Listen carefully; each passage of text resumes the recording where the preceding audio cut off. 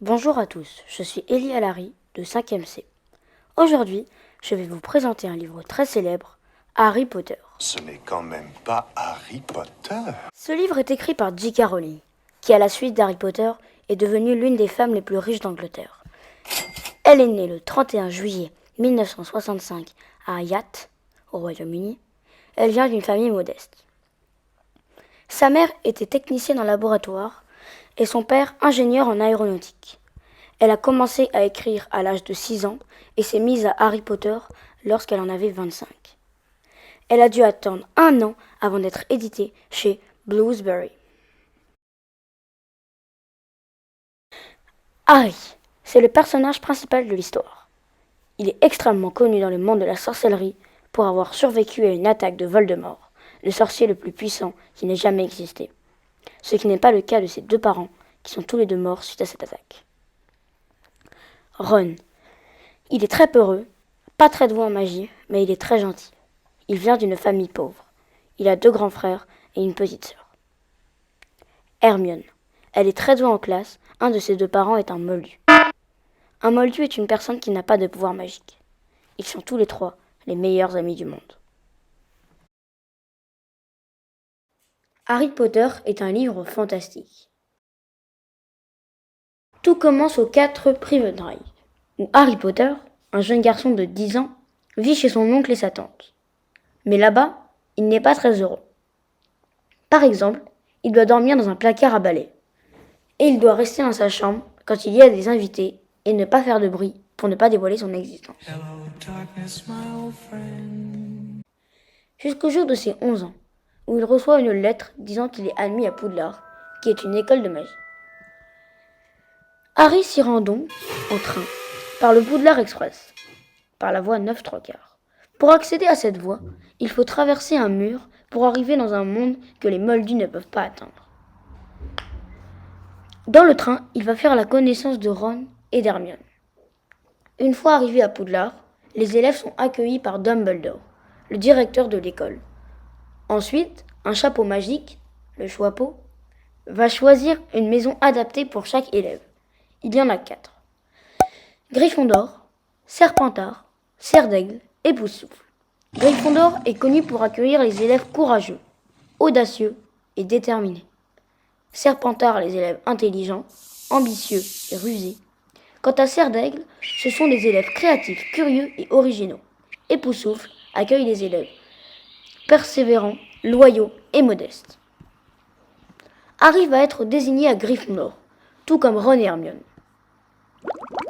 Harry découvre de nouvelles matières comme potions, métamorphose, histoire de la magie ou encore défense contre les forces du mal. Ils prennent aussi des cours de vol et Harry en viendra même à être sélectionné dans l'équipe de Quidditch de son école.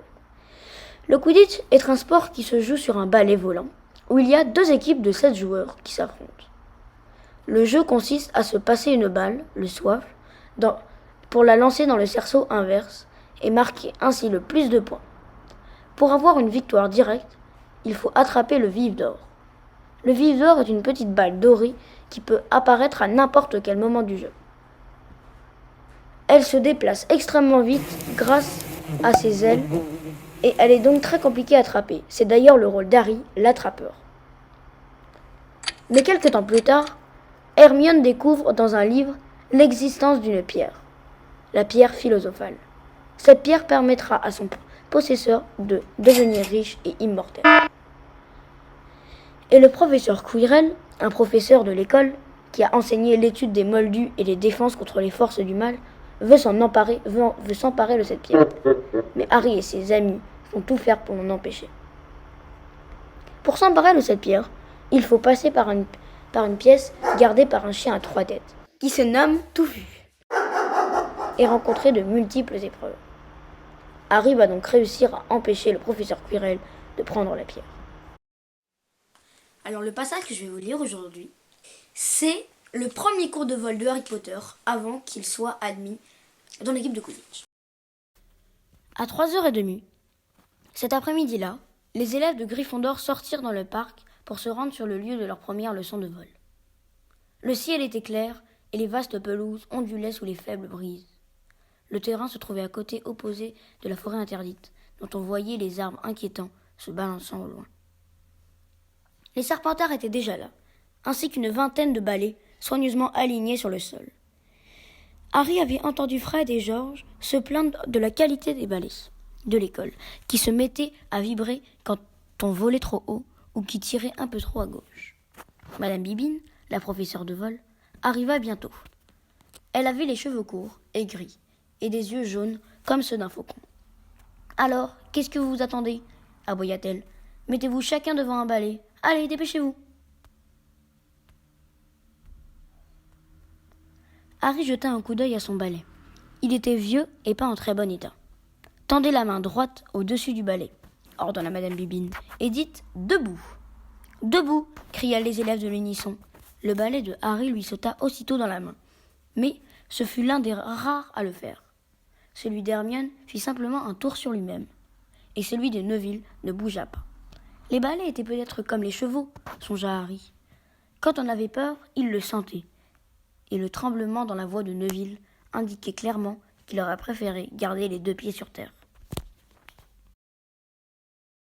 J'ai choisi Harry Potter, car beaucoup de gens l'ont lu, et m'en parlaient. Cela m'a donc donné envie de le lire.